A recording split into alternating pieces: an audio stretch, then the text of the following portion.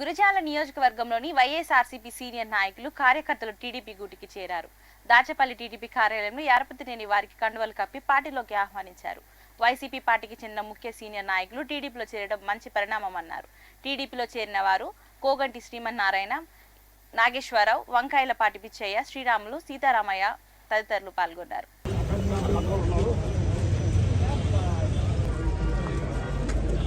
ఈ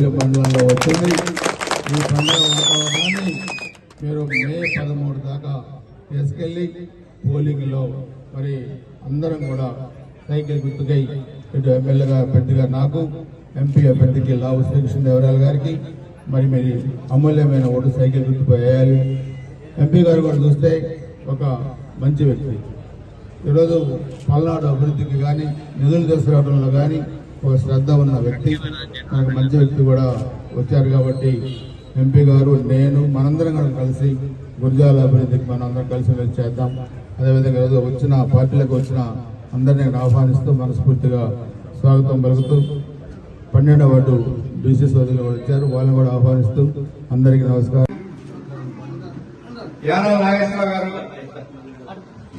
యానాల వెంకటరామయ్య గారు,